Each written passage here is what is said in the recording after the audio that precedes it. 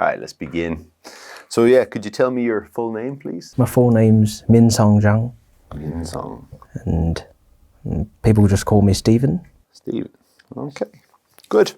And are you working or are you a student? I'm a student, and at the moment I'm actually working at the same time, so I'm both a worker and a student right now. Could you tell me about your major? My major is graphic design, and I study graphic designs, but I also study about arts and media, and how to cooperate with people, how to communicate with clients. I also study about like marketings and brandings. So yes, it's basically about graphic designs, but I study more about that.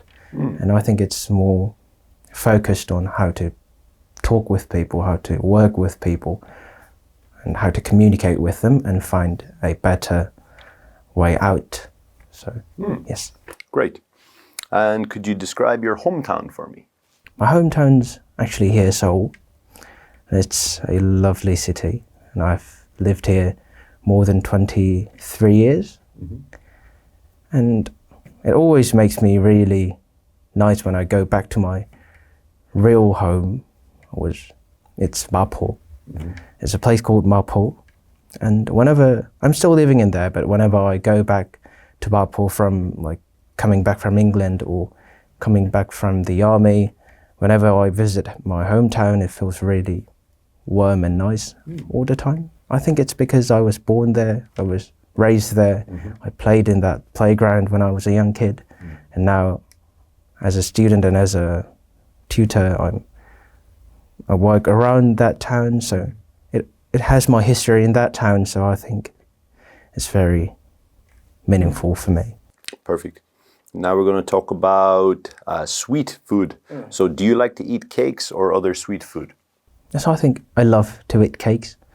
Yes, like especially I think strawberry ones. Not really a chocolate person, so I do enjoy eating cakes. Yes, I do. And can you make cakes? No, I haven't. I haven't ever. I do love cooking. I do love cooking like Korean foods or Italian. I love cooking, but I'm not really a baker, so I haven't ever baked a cake yet. But yes, I do really want to try baking a cake. Yes. Nice.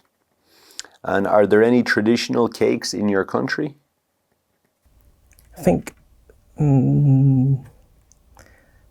the only traditional cake I can think of right now is the rice cakes. I don't really think it's really a kind of a cake. I think it's more something to a food, but yes, still rice cakes called cakes, so yes, rice cakes. And there are like sweet rice cakes made of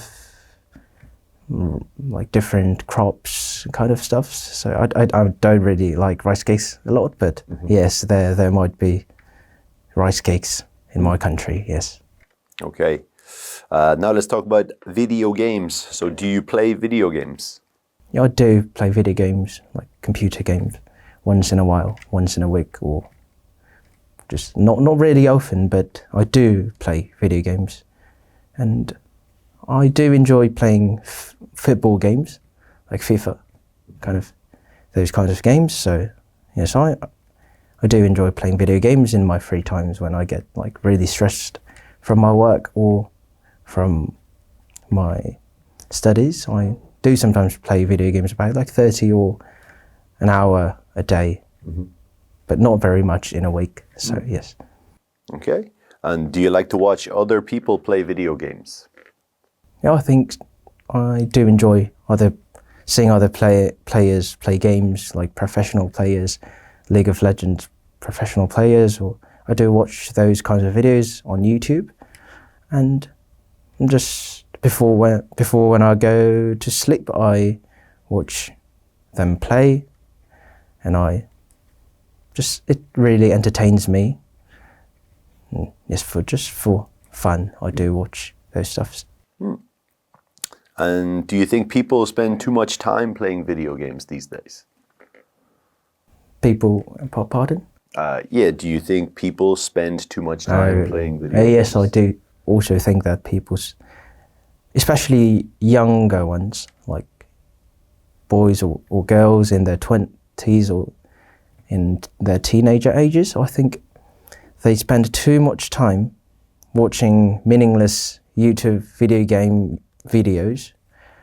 And actually, I would prefer them to just play it, not just watch it, because if we play it, we can feel the entertainment, but just by watching it, it's not really, it doesn't give you anything. It doesn't give you fun. It's kind of a waste of time. So I think it's a problem for younger ones, teenagers especially, if they watch too much video games, and they can easily be distracted from studying or growing up. So I think, yes, they watch too much video games these days. Perfect. That'll do us for part 1. We'll go on to part 2 of the test now. I'll give you your question. So your question is here. There you go. I'll give you a pen or a pencil, whichever you prefer. All right. I'll give you 1 minute now to take some notes, okay? Yeah, you can begin. All right, mate, that's 1 minute now. All right. Okay, so could you describe a trip that you were looking forward to but was delayed? It happened when I was 14, I remember. And I was traveling London with my parents, and we were heading to Paris in that day. And so we went to the station, and we had to take the Eurostar, the underground railway that goes to Paris. And actually, we just thought the Eurostar as a normal train. We didn't really think about the concept that it goes abroad.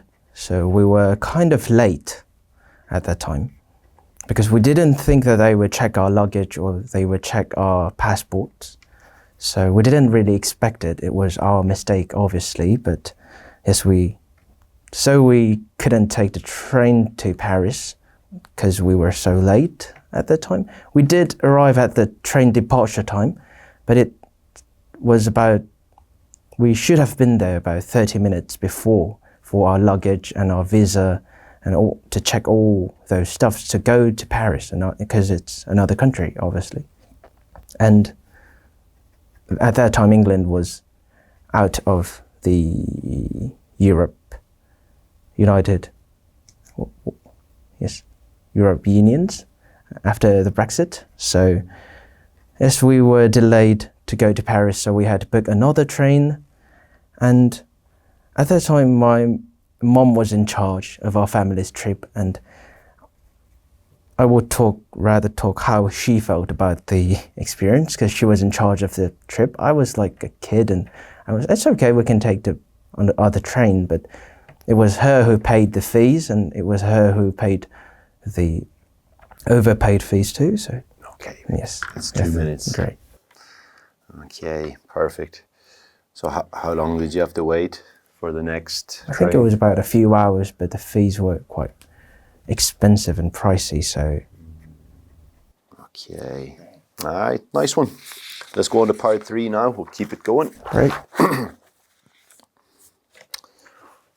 All right then. So why do many people like to travel abroad? I think it's about the new experience, because our daily life has nothing really special. Like the special events we have in our daily lives is about just meeting friends, like walking in a park, or those teeny tiny stuffs. But if we travel abroad, the air's different, the food's different, the language is different, and we feel like being a totally new person. Like everything doing in that country feels very new and fresh to us. So I think that kind of, that kind of feelings are very enjoyable for us. Mm-hmm. From like it's kind of a similar stuff from like escaping from the daily routines we live in. So I think that's the most important reason. And why do some people dislike traveling abroad? I think they are afraid of, it's almost on the same floor, that some people want to escape from the routine, but I think some are afraid of getting off from that routine. Because if we travel abroad, we can obviously meet some robbers or pickpocketers. I was also pickpocketed once while traveling Spain. Those kind of experiences, or the language, the difference in language, the difference in food. Some people might feel positive about those differences, but some might not, because obviously it's too different from the lives we are living right now at the moment. So I think they're afraid of, like traveling abroad. And do you think traveling abroad is something that everyone should do? I think if they are living happily enough at the moment in their daily routines and their lives, I think they don't really have to travel, because travel quite costs a lot, and we don't really have to pay for something we don't really like to do. So they can do something else they like to do with that money. So I wouldn't recommend everyone to like travel around, but most of the people who, if they feel that curiosity to what it would feel like if I travel abroad, like if people have some kind of curiosity like that, or those questions in their mind, I think they should definitely move on to the next level and travel abroad. Absolutely. And what do you think is the difference between how younger people travel and how older people travel? I think the younger ones are more concentrated on like traveling around, walking around, because they obviously have more energy to use. They drink a lot of alcohol at night. Like their travels are more concentrated on the energy they have to spend. But I think older ones, the elders, their travels are more peaceful. Like their travels are more concentrated on rest, on the term of rest, because they have less energy than the younger ones. They do want to see like some famous sites, but not too much. So they have to be like full of energy all the time. So, because obviously they're old. So yeah, that's something that I can see from my parents. They like to walk, but they want to stop at some point when they feel tired. So they have to go back to the hotel and they have to rest. So I think that's the difference, the younger ones and the elders. Yep, absolutely. And do you think it's necessary for tourists to learn some of the local language before they travel abroad? Yes, I think that's the very basic thing to do as a traveller. So for me, when I travel around countries that when they don't use English, I do try to learn some of the basic words, like thank you, like hello, those basic phrases or words, because I think that's the manner we can show to the locals. Because I think it's very rude if we speak English just in front of them, because it's not, they are born there and they are using their language, but if we just speak English in their face, it's kind of a rude thing to do, I think.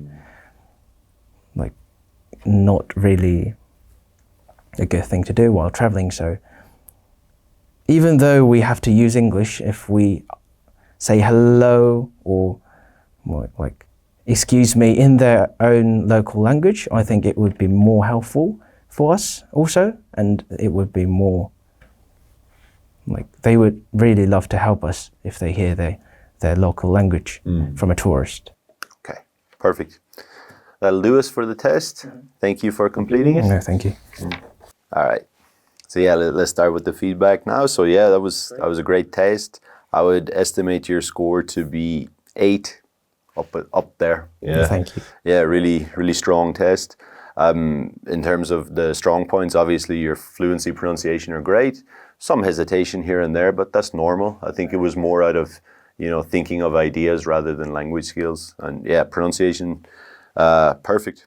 A few small grammar errors that maybe I could just point out. Not a big deal now at all by any means. One time when you were talking about Mapo, you said, I'm still living in there. So it should be just, I'm still living there. Yeah. As there is an adverb, we do not use a preposition. So go there, stay there, right? Same as like home, go home, stay home. You also referred to Mapo as that town. I probably wouldn't call it a town. I would call it an area or a neighborhood. Yeah. So a town is usually a place that's smaller than a city. So I wouldn't refer to anywhere inside a city as a town, as you know. One thing you mentioned a nice phrase there, once in a while. I play video games once in a while. Perfect. Then you mentioned once in a week. When you talk about frequency, you don't need the preposition in, just once a week. Yeah, once in a while, once a week, twice a week. And you talked about young people in their teenager years. So in their teenager years. Yeah, teenage years. Years. In their teenage years. A little bit of your habit I noticed as well. You were saying, I do enjoy, I do watch. That's fine, that's for emphasis, you can use it. I just found it was interesting. I don't think it should be used all the time, but for emphasis or something that's possibly a bit surprising, you could like it. For example, if we talk about like rainy days, like a lot of people don't like rainy days, but actually I do like rainy days. That would be a time to use it. But yeah, I just found that was interesting. Part 2 was nice. You're using the noun stuff. Make sure that's an uncountable noun. So it should be that stuff. No, okay. No S there rather than those stuff. And when you talked about the train, you were using the word fees. For when you talk about transportation, I think you want to say the word fare, train fare, bus fare. Fee is usually like, for example, like if you cancel a train ticket, you should pay a cancellation fee. Yeah, or like a little bit of an extra. Like if you want to transfer money like overseas, you might need to pay a fee, like a 2% fee or something. Okay. One time you said the most important reason. I probably wouldn't say most important there. I would probably say the main reason, the biggest reason, the major reason. I think those would be fine. And also in part 3, a lot of the time you were saying, talked about your parents, or you said for me when I go abroad. I probably wouldn't talk about your personal story in part 3. Part 3 is more like in general. Okay. So yeah, if you look at the questions, it's like, do you think it's necessary? Do you think people should? So keep it, people in general. Not a big deal. Like you most of your answers were fine, but just I think it was the last question you talked about it like that. But okay. Yeah, it was a really good test. Really good test. Thank you for coming in. You. Cheers.